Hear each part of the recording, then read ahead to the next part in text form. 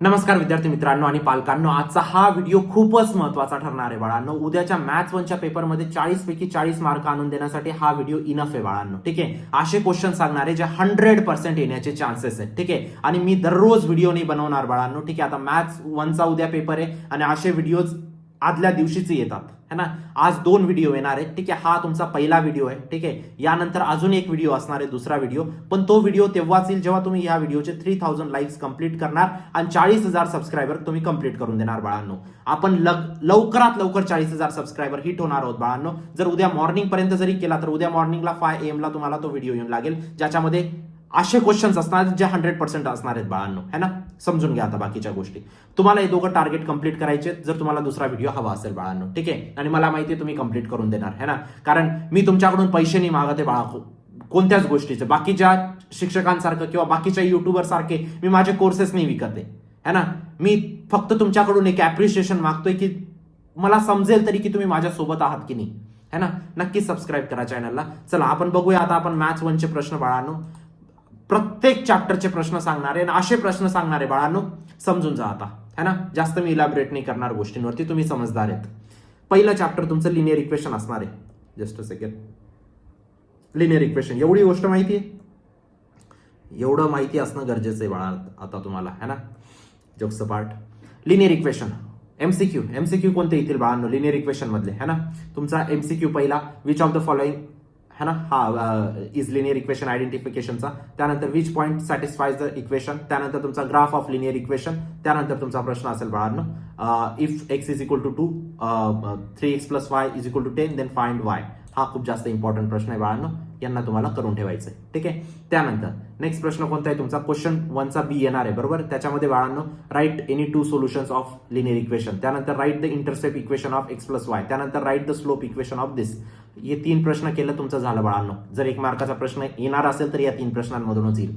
त्यानंतर complete the activity. तुम्हाला ही activity complete करायची. 2x + y is equal to 6 तुम्हाला दिलेला आहे. तुम्हाला x 0 1 3 दिलेला आहे, y तुम्हाला फाइंड करायचे. सिंपल गोष्ट आहे. 2x + y is equal to 6. आता x किती दिलेला आहे बाळांनो तुम्हाला 0 1 3. आता 0 टाका है ना, plus y is equal to 6. y किती आला तुमचा 6. अशा पद्धतीने तुम्हाला वायच्या व्हॅल्यूज फाइंड करायच्या, विच इज व्हेरी इझी है ना. त्यानंतर तुमचा प्रश्न आहे बाळांनो, इच ऑफ द टू मार्क्सचा 2B जो प्रश्न असतो ना तुमचा है ना, check whether the satisfy the equation satisfaction तुम्हाला दाखवायचे. त्यानंतर find 2 equation of the 2 solution of the equation है ना, हा एक इम्पॉर्टंट प्रश्न आहे. त्यानंतर बाळांनो तुमचा कंप्लीट ऍक्टिव्हिटीमध्ये तुम्हाला ग्राफ ड्रॉ करायचा असेल अशा या इक्वेशनचा 2 पॉईंटचा. त्यानंतर तुम्हाला बाळांनो 3 मार्क्स क्वेश्चनमध्ये तुम्हाला फाइंड इंटरसेप्ट फाइंड करायचे असेल और तुम्हाला सिस्टमनं तुम्हाला हे सॉल्व्ह करायचे असतील. त्यानंतर तुम्हाला 4 मार्क्सच्या प्रश्नांमध्ये बाळांनो सायमल्टेनियस इक्वेशन सॉल्व्ह करायचं असेल. Just a second. आणि तुम्हाला क्वेश्चन 5 मध्ये बाळांनो coordinate find the coordinate points तुम्हाला फाइंड करायचे. ठीक आहे, x + y is equal to 5 cuts the axis है ना. x + y लाईन कशी असेल बघून घ्या आता तुम्ही है ना. ते तुम्हाला कोऑर्डिनेट फाइंड करायचे. बेसिकली सिंपल प्रश्न. एवढं केलं तुमचं पहिलं चॅप्टर झालं बाळांनो. याच्यानंतर तुम्हाला काही करायचं नाही. 100% जे येणारे क्वेश्चन आहे ते मी तुम्हाला सांगितले. क्वाड्रॅटिक इक्वेशन मध्ये आलो. क्वाड्रॅटिक इक्वेशन मध्ये which of the following is quadratic equation. त्यानंतर roots of the quadratic equation. त्यानंतर नेचर ऑफ द डिस्क्रिमिनंट. ठीक आहे, सिंपल. या तिघांपैकीच एक प्रश्न येईल तुमचा. त्यानंतर बाळांनो each of the following 1 marks. Right the formula of discriminant खूप जास्त इंपॉर्टंट. त्यानंतर आयडेंटिफाय द कोइफिशियंट खूप जास्त इंपॉर्टंट. त्यानंतर कंप्लीट द ऍक्टिव्हिटीमध्ये फॅक्टराईजचा एक प्रश्न फिक्स असणार आहे. त्यानंतर 2 मार्क्समध्ये तुमचा सॉल्व्ह हा एक प्रश्न असेल. त्यानंतर क्वाड्रॅटिक इक्वेशन सॉल्व्ह करायचं असेल तुम्हाला 2 आणि 3 त्याचे रूट्स असतील. ठीक आहे, त्यानंतर कंप्लीट द ऍक्टिव्हिटीमध्ये तुम्हाला फॅक्टरायझेशन मेथडने सॉल्व्ह करायचं असेल. त्यानंतर 3 मार्क्समध्ये तुम्हाला solve the quadratic equation solve करायचं असेल एनी मेथडने. त्यानंतर तुम्हाला 4 मार्क्स क्वेश्चनमध्ये अगेन क्वाड्रॅटिक इक्वेशन सॉल्व्ह करायचं असेल. आणि फिफ्थ क्वेश्चन मध्ये बाळांनो तुम्हाला नेचर ऑफ द रूट्स पण तुम्हाला फाइंड करायचे असतील. हे झालं दुसरं चॅप्टर बाळांनो. दुसऱ्या चॅप्टरमध्ये याच्या व्यतिरिक्त काही येणार नाही. एवढं केलं तुमचं झालं चॅप्टर है ना बाळांनो. हे सगळं बनवायला मेहनत लागते आणि मेहनतच्या बदल्यात मी पैसे नाही मागत आहे. तुम्ही ट्युशन क्लासला जातात, ट्युशन क्लासला तुम्ही टीचरांना पैसे देतात, त्यानंतर तुम्हाला शिकवतात. इथं सगळ्या गोष्टी मी तुम्हाला फ्रीमध्ये सांगतोय. फक्त तुमच्याकडून काय मागतोय बाळांनो, एक गुरुदक्षिणा म्हणून है ना. उद्या तुमचे पेपर आहेत है ना, आणि त्यांना बघून तुम्ही एक छोटीशी गुरुदक्षिणा तर नक्कीच देऊ शकतात की एक सबस्क्राईब बटनवरती नक्कीच क्लिक करू शकतात है ना. बेसिकली इथं मी तुमच्याकडून पैसे नाही मागत आहे बाळांनो है ना, फक्त तुमचं मोटिवेशन मागतोय. तुम्ही जर मला मोटिवेट करणार तेव्हा मी जास्त व्हिडिओज बनवेल. अदरवाईज मला क्लासेस घ्यायचे असतात बाळांनो, एवढा वेळ नसतो माझ्याकडे हे सगळं बनवायला. लवकरात लवकर 40,000 सबस्क्रायबर कंप्लीट करा बाळांनो. त्यानंतरच दुसरा व्हिडिओ येईल है ना. त्यानंतर एपी मधून बाळांनो हा प्रश्न पक्का आहे. एपी माहिती आहे ना, एपी कोण आहे है ना, कोण आहे एपी सांगा बरं कॉमेंट सेक्शनमध्ये. ठीक आहे, काय फाइंड द कॉमन डिफरन्स है ना, तुम्हाला फाइंड करायचं आहे. त्यानंतर 10th टर्म तुम्हाला फाइंड करायची आहे. ठीक आहे, त्यानंतर तुम्हाला फॉर्म्युला फॉर nth टर्म तुम्हाला फाइंड करायचा आहे बाळांनो है ना.